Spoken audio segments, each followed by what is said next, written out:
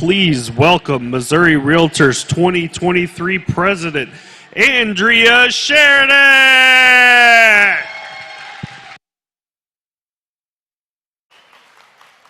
Hello, everyone. Welcome. I hope you are as excited to be here as I am.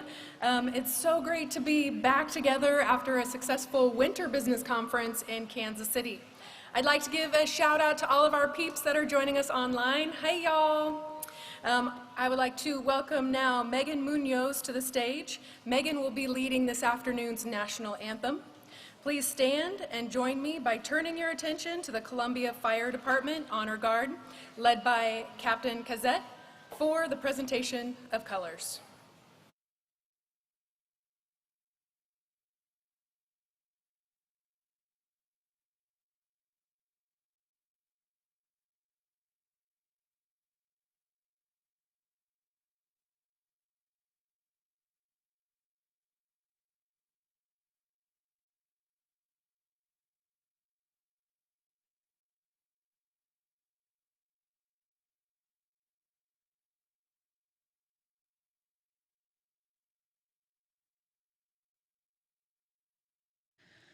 Oh, say, can you see by the dawn's early light what so proudly we hailed at the twilight's last gleaming, whose broad stripes and bright stars through the perilous fight o'er the ramparts we watched were so gallantly streaming, and the rocket's red glare, the bombs bursting in air, gave proof through the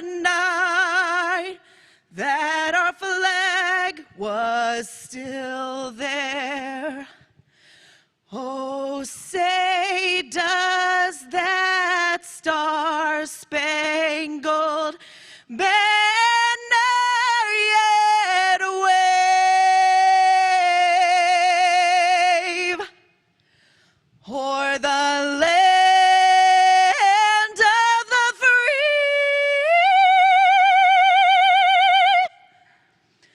and the home of the brave?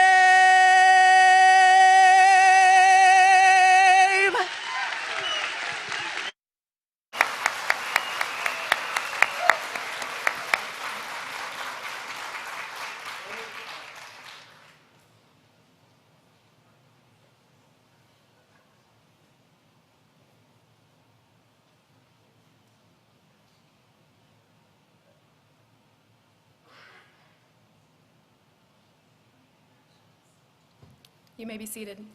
Very special thank you to Columbia Fire Department and Megan. Wow, girl, you rocked it. Thank you. Woo-hoo. We have an exciting program for you today, so let's get this party started. So, to welcome today's special guest, Andrew Bailey was sworn in as the 44th Attorney General of the state of Missouri on January 3rd, 2023.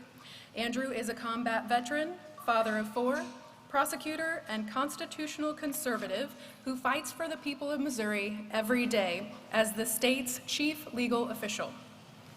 Andrew went to college at the University of Missouri on an Army scholarship. Following September 11th terrorist attacks on the United States, Andrew was commissioned as an officer in the Army and took an oath to defend our Constitution. He volunteered for combat duty to take the fight to the enemies of freedom, volunteered to go to Iraq, and did 2 tours as an armored cavalry officer. For his service, Andrew was awarded 2 Army Achievement Medals, an Army Commendation Medal, a Combat Action Badge, and 2 Bronze Star Medals. Following the honor of wearing the uniform to serve our nation, Andrew returned to his alma mater to attend law school and became a prosecutor to fight violent crime and protect Missouri communities.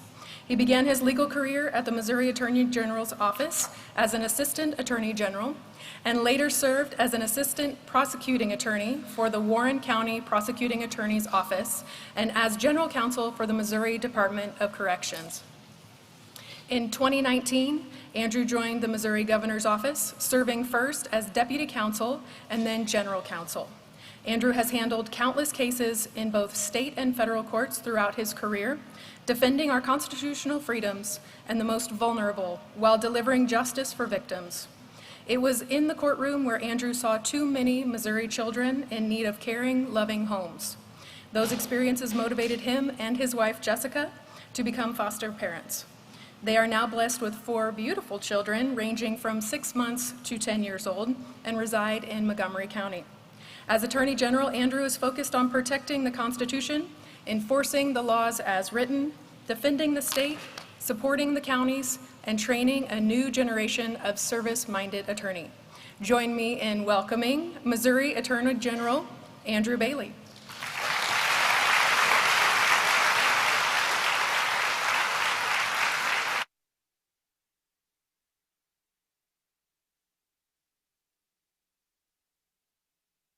Thank you. Good afternoon. Gosh, I never had somebody say so many nice things about me. That's fantastic. I got to come back next year. This looks like a fun crowd. I can tell this is going to be a good event, and I appreciate y'all inviting me to be here. You know, the issues that your organizations and that you deal with daily directly impact lives in the state of Missouri because you work in real property. And, you know, property is one of those fundamental rights enshrined in our Constitution and afforded due process. And so that is something we're always going to stand up and fight for. And I know you heard a little bit about me, but I kind of a funny story to tell. So my wife and I were foster parents, and we adopted 2 kiddos. And we actually met my oldest 2 children. They were 2 and 3 when we met them. And the Children's Division introduced us at a Burger King in Farmington, Missouri. So my kids think that kids come from Burger King. And so after we had adopted them, you know, we didn't have the heart to tell them about where babies come from and the adoption. We were just excited to be a family. And so after we had adopted them, they went down to Texas to visit my in-laws. And while they were in Texas, the Children's Division put a baby in our home, who's now my 4-year-old. We didn't tell my oldest 2. So they came home and we said, well, we have something to show you. And there was a baby in the house. They said, you went to Burger King without us? So they had this misperception. And so we had some really difficult, most recently, a year ago, my wife gave birth to a baby who's now our 9-month-old, 10-month-old, almost 11-month-old. And so we had some really difficult conversations about where babies come from and what role Burger King may or may not play in the process. But I learned some hard lessons too. You know, when you adopt a 2 and a 3-year-old, I just came to assume that kids come to you potty trained and talking. And so last night, when I'm up, you know, changing a dirty diaper and making a bottle at 3 a.m., I came to realize that was definitely not true. Not all kids come to you potty trained and talking, but getting to be a dad's about the best thing that's ever happened to me. You know, the only, it's such a great and fantastic opportunity to be raising a family here in the state of Missouri. When I got out of the Army, I moved back to Missouri because this is home for me. I grew up here in Columbia. Attended Rockbridge High School and then University of Missouri for undergrad. And then when I served in the Army. And after I got out of the Army, I wanted to come home to Missouri. And so for a while, I moved to the city of St. Louis. And I lived in St. Louis. And I actually worked as an armed guard at a courthouse in inner city St. Louis at Vandeventer and Delmar. If anybody here is from the St. Louis area, you'll know where that is in the city. It's not a great area. But so I went from commanding, I did 2 tours in Iraq, 2 deployments. One as a platoon leader, and one as an executive officer and a company commander. And so when I made captain and I was a company commander in the Army in Iraq, the 2nd deployment was 15 months long, 455 days, 2 Thanksgivings, 2 Christmases. And I had command of 13 platoons, 300 soldiers, about $100 million worth of equipment. And so when I came home, and I took my Army uniform off and put my armed guard uniform on, they gave me a 6-shooter and put me at the front door of the courthouse in inner city St. Louis, and they wouldn't give me a bulletproof vest till I'd been on the job for 6 months. So yeah, Yeah, it's like I never quite figured that one out. But went from commanding 13 platoons to wearing a revolver at the front door of the courthouse. But I wanted to move back to Missouri because this is home for me. This is the state that I love. This is where I knew I wanted to raise my family. And I got to go to the University of Missouri on an Army ROTC scholarship for undergrad, and then after having served in the War on Terror, I was eligible for the post 9/11 GI Bill and got to go back to University of Missouri on the post 9/11 GI Bill for law school, and I focused my studies in law school on criminal prosecution. I didn't take the more traditional routes of doing clerkships or law review, kind of the more academic side. I really focused on being able to come out of the law school and try a case on day one. I wanted to be combat ready on day one, because that's what happened to me in the Army. I went from tank school, learning to operate and command the M1 Abrams main battle tank at Fort Knox, Kentucky, to a few months later leading a platoon in Iraq in the largest offensive operation of 2005.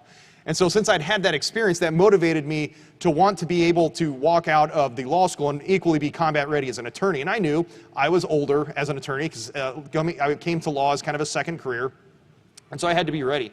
So I really focused my studies on courtroom advocacy and criminal prosecution, because I agree with you that safer streets equal prosperous communities, and that the property rights don't matter as much if the property values are driven down because of rampant crime.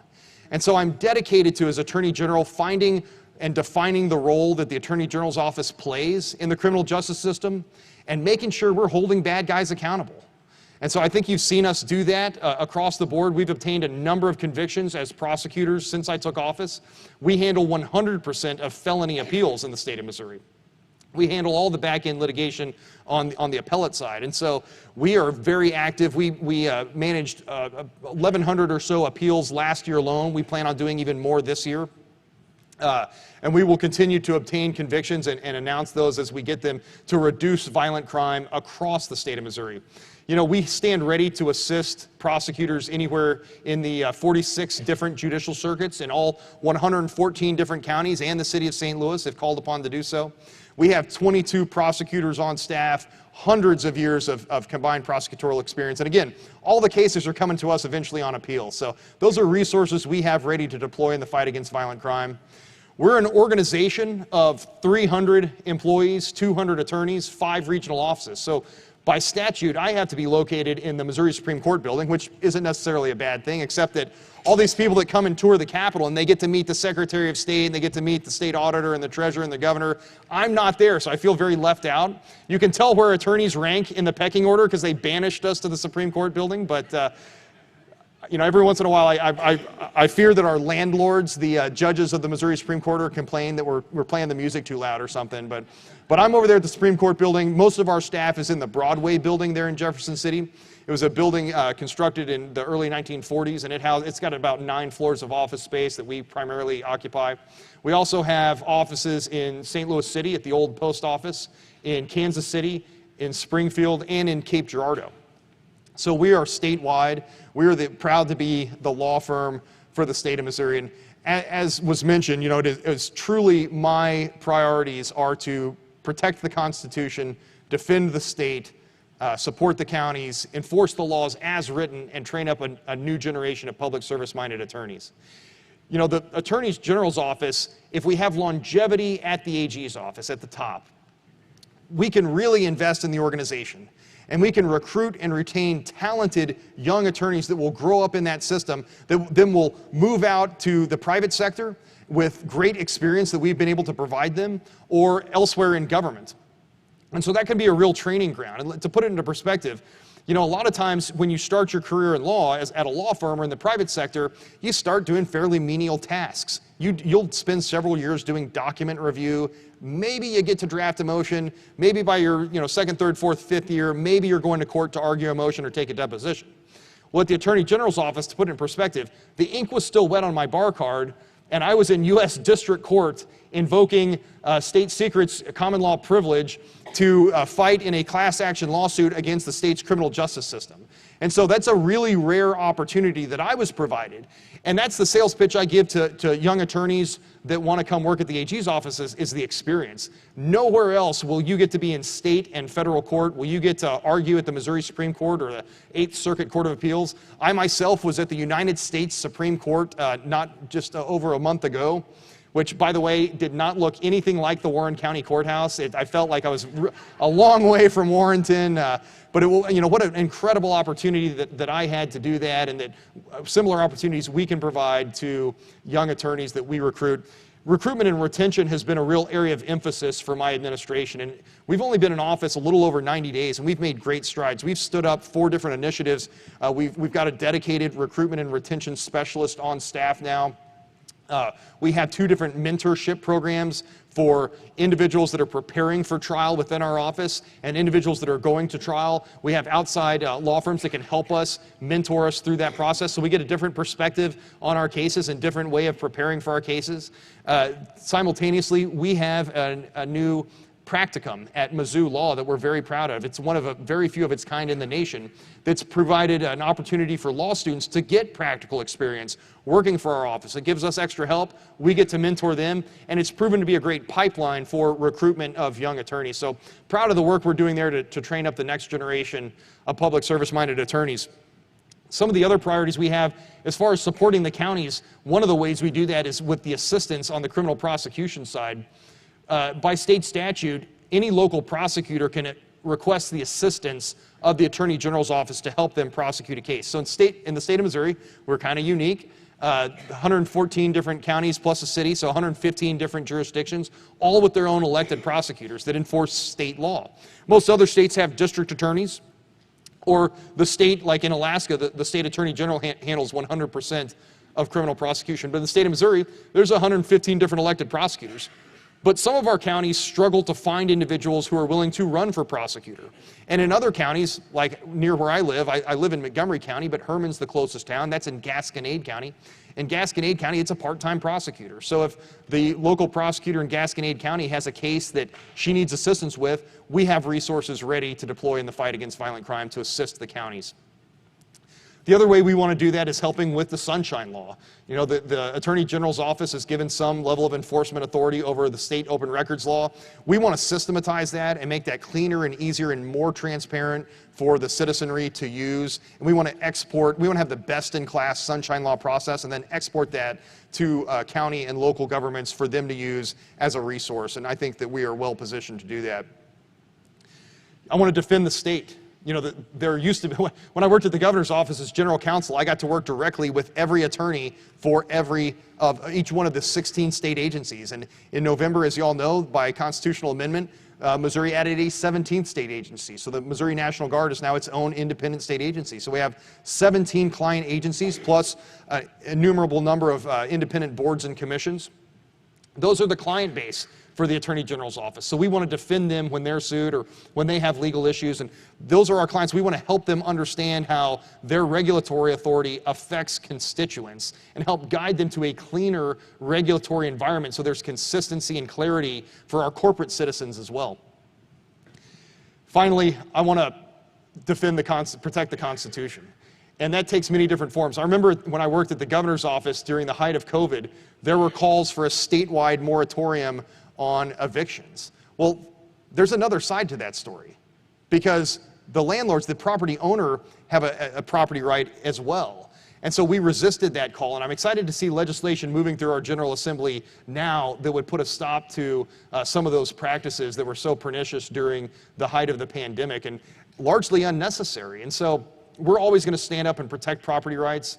Just the other month, I was at the United States Supreme Court arguing on the student loan repayment case where President Biden has attempted to redistribute almost $500 billion in taxpayer money to individuals who took out loans to go to college, and then now he wants to cancel that debt. Well, the statute he's using to do that allows him to amend the requirements for repayment. Well, a cancellation is not an amendment. Those are two different concepts, so it's illegal. But secondly, it's unconstitutional because the power of the purse belongs to Congress, and President Biden knows that. That's why he tried to get a bill through Congress for several years.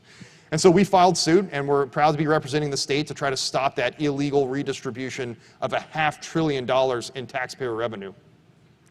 I tell you, nothing in my history, my career, would have suggested I would have had this opportunity. You know, it was a humbling privilege to get to serve the people of Warren County as an assistant prosecutor for several years. The only reason I left the job was because my wife and I had adopted children, and we could no longer afford to be employed as an assistant prosecutor in a third-class county. And I certainly was not willing to give up my opportunity to raise a family.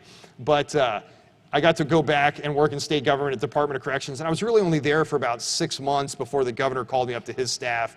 And I've been with the governor for almost 4 years, you know, through crises like the COVID pandemic and like droughts, tornadoes, civil unrest. Been on the governor's staff during legislative cycles where we worked on bills, worked with the General Assembly, and then on the back end worked on bill review as those bills were delivered to the governor. And that institutional knowledge has benefited me greatly. Anyone that's followed the work that my office has done since I took over on January 3rd has seen how busy we've been and how active we've been. And that's due in large part because of the fantastic staff I have around me. But secondly, because of the institutional knowledge I bring about both issues and resources and where they exist in state government. It is a humbling privilege to get to serve as the 44th Attorney General in the history of the state of Missouri. I believe I'm the first AG in quite some time that's been a veteran. There was a gentleman who served as Attorney General after the Civil War who had served as a colonel in the militia, which a little bit different position than the one I held in the Army. Not aware of any other Attorney General who's been a foster parent. There has not been another Attorney General who has hailed from Montgomery County, so I'm proud of that history. And so, like I said, it is just a humbling privilege to get to serve as the head of the law firm for the people of the state of Missouri and as the 44th Attorney General. I sure appreciate your organization and your defense of property rights and the work you do to keep Missouri moving forward as a piece of both infrastructure and economic development. Thank you all so much for having me here today. I hope you all have a great time. Thank you so much for the warm welcome. I appreciate you.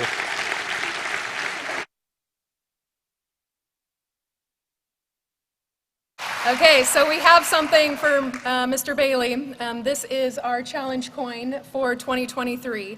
So the theme this year is Shine Your Light. And the premise with our theme is that everyone is born with unique gifts and everybody has a light within them that they shine out to the world. And so we want to thank you for your time here with us today. We want to thank you for your service, not only to our country, but for what you're doing in the state of Missouri. And the couple times that I've had the privilege of meeting you, just watching how your unique gifts shine through in the way that you talk to not only other politicians, but your constituents and the people that you get to work with every day. One of the things that I really admire about you is you love your staff. And you acknowledge their gifts and their light that they bring to what they do in your office, and that's an amazing gift, and that will serve the Attorney General's office so well, and we're so thankful to have you. Thank you so much. I sure appreciate it. Thank you so much. Thank you all so much. I appreciate you all. Thank you. Thank you.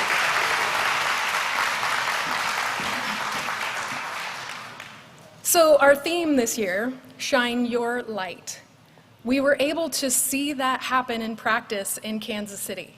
And even just in today's meetings, we're able to watch that in practice with our first-time attendee orientation, in the output group meetings, and throughout the landing conversations that have happened even up to this event.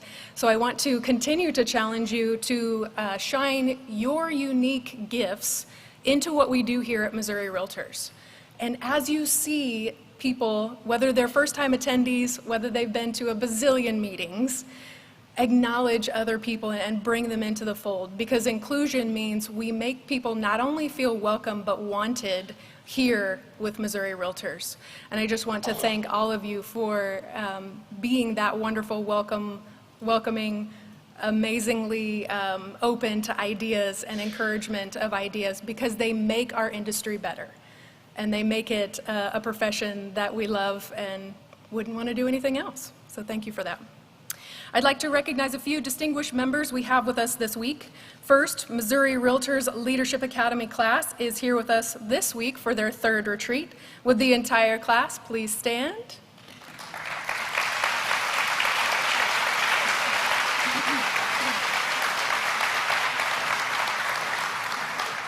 I know I'm not supposed to say this, but they might be the best class ever. I don't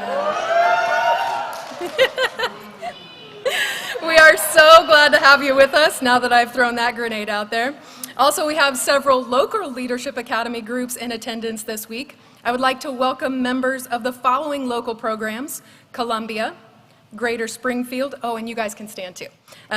Columbia, Greater Springfield, Ozark Gateway, St. Charles, St. Louis, and Tri-Lakes. If you are here with your local Leadership Academy, please stand and be recognized.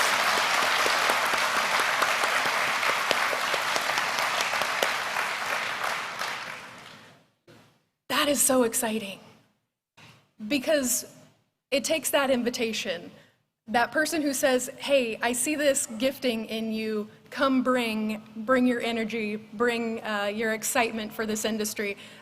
So keep that up, that is awesome. As always, it is a pleasure for me to introduce the balance of your leadership team for 2023. Derek Schreiber, President-elect. Bobby Howe, who's joining us online. John Mayfield, the best role ever, immediate past president. Brian Jarrett, treasurer-elect. And so if you're wondering why John and Brian Jarrett are not standing up, it is because they are representing us, Missouri Realtors, this afternoon as judges for the Missouri Boys and Girls Club, their Youth of the Year contest. So they're driving back from Jefferson City after being judges. And we have Brianna Vanstrom, our amazing, awesome, fabulous CEO. Thank you to leadership team who continuously go above and beyond to serve our members and our industry. All right, who's excited for a fun week? Me too. So to kick things off, we hope you'll join us for the welcome reception in the atrium lobby immediately following this session. And I would personally like to invite you to attend the President's Challenge kickoff event this evening at 6 p.m. So you're going to leave and you're going to go to a reception. Then you're going to go to another reception. Okay. So 6 o'clock. This event is free and open to all conference attendees. The best part, it includes drink tickets and food. There will also be we're going to tell you how you will be eligible to win $1,000 in cold, hard gift card. Because you can't say money, okay? You don't want to miss this exciting event. Before we conclude this program, I would like to recognize our conference sponsors and exhibitors. Sponsors, please stand to get your raving applause from our amazing people here today as I recognize you. USA Mortgage.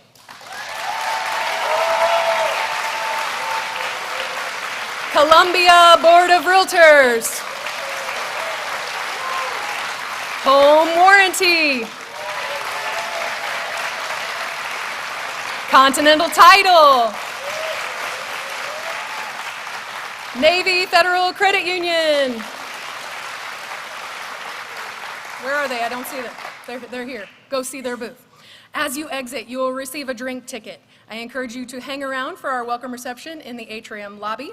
This is an excellent networking opportunity with our exhibitors and your fellow realtors. Enjoy your evening. We'll see you later.